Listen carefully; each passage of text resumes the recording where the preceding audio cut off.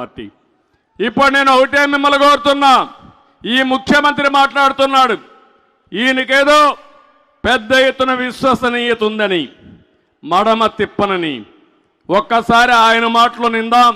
ఇలాంటి వాడు ఈ రాష్ట్రానికి ముఖ్యమంత్రిగా అర్హుడా అని మీకు ఒక ఆలోచన వస్తుంది. ఒక్క నిమిషం మీరు వినండి.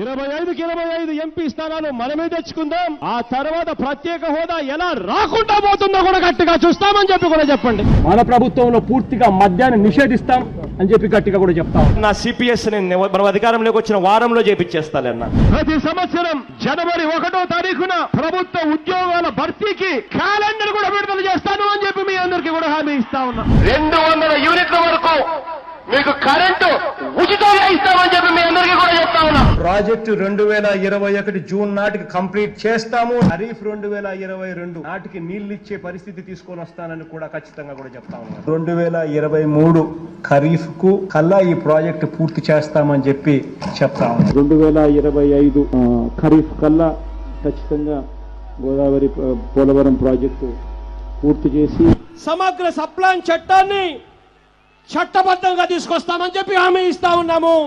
3వ వంతు నిధులు బీసీలకు కేటాయిస్తాము అని చెప్పి హామీ ఇస్తా ఉన్నాను మీ అందరికీ.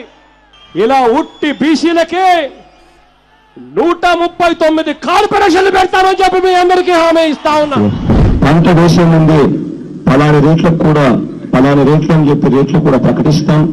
గిట్టుబాటు ధరకు గ్యారంటీ ఇస్తాం. విజయవాడలో క్యాపిటల్ సిటీని పెట్టడం మనస్ఫూర్తిగా మేము ఆహ్వానిస్తున్నాం. ప్రతి కాపు సోదరుడికి నేను ఇవాళ హామీ ఇచ్చి చెప్తా ఉన్నాను. చంద్రబాబు నాయుడు గారి 5 సంవత్సరాలలో ఏదైతే కాపు కార్పొరేషన్ కోసం నిధులు ఏదైతే కేటాయించాడో ఆ నిధులకు రెట్టింపు నిధులు కేటాయిస్తాను అని చెప్పి మీ అందరికీ కూడా హామీ ఇస్తా ఉన్నా. ఇది జగన్ అనే నేను మనం అధికారంలోకి వచ్చిన వెంటనే ఆ చెప్పిన 5,000 కోట్ల రూపాయలను 10,000 కోట్ల రూపాయలు ఇస్తాను అని చెప్పి నేను చెప్పడం మోసమని అడుగుతా ఉన్నా. సౌమ్యుడిగా పేరు పొందిన ఎక్స్ ఎంపీని అతి కిరాతకంగా ఇంట్లోకి చొరబడి వడ్డని తీసుకుని నరికి అత్యంత దారుణంగా చంపడం అన్నది ఇంతకన్నా దారుణమైన విషయం ఎక్కడా ఉండదు. కరెంటు ఛార్జీలు బాధుడే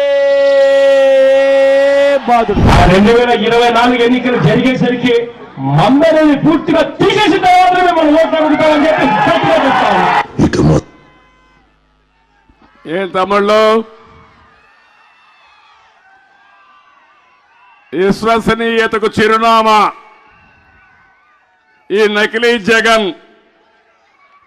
విన్నారా మాటలు? చేశాడా పనులు? కాపులకు 10,000 కోట్లు పెట్టాడా? వచ్చిందా? మద్యపాన నిషేధం చేశాడా? పోలవరాన్ని కట్టాడా? చేశాడు. పోలవరాన్ని గోదావరిలో ముంచేశాడు. ఒకటి కాదు, అతను ఏది చెప్పినా రివర్స్ గేర్లోనే ఉంటాడు. చెప్పేది ఒకటి, చేసేది ఒకటి. వేరే వాళ్ళపైన నేరం వేస్తాడు, ఈయన ఆ నేరం ఈయనే చేస్తాడు. అదే మీరు చూశారు, బాబాయిని చంపి ఆ నేరం మన మీద వేశాడు. ఎలాంటి రకం అంటే చంపి ఆ గొడ్డని మన చేతిలో ఉన్నట్టు చూపించి మనల్ని పోలీస్ స్టేషన్ తీసుకుపోయి జైల్లో పెట్టి తద్వారా ఈయన రాజకీయం చేయాలనుకుంటున్నాడు. జగన్ నీ పని అయిపోయింది, నిన్ను అర్థం చేసుకున్నారు. అందుకే ఒక మాట మాట్లాడుతున్నాడు.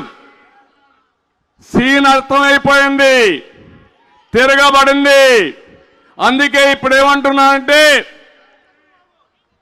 పెత్తందారులకి పేదవాళ్ళకి పోరాటం అంట. ఈ దేశంలో పెత్తందారి ఎవరన్నా ఉన్నా అంటే నెంబర్ 1 పెత్తందారి ఎవరు తమ్ముళ్ళు? ఎవరు? దేశంలో ధనికమైనటువంటి ముఖ్యమంత్రి. అతను డిక్లేర్ చేసిన ఆస్తుల విలువ 510 కోట్లు. దేశంలో అందరూ ముఖ్యమంత్రులు, కేంద్ర మంత్రులు అందరూ కలుపుకుంటే 510 కోట్లు కూడా లేదు. పాపం జగన్ ఎంత పేదవాడంటే ఆయనకి ఎక్కడ ఇల్లు కూడా లేదు. ఉందా ఇల్లు? డ్రాయర్ కూడా లేదు కదా, ప్యాంటు షర్టే కదా, డ్రాయర్ కూడా లేదు. చాలా పేదవాడు.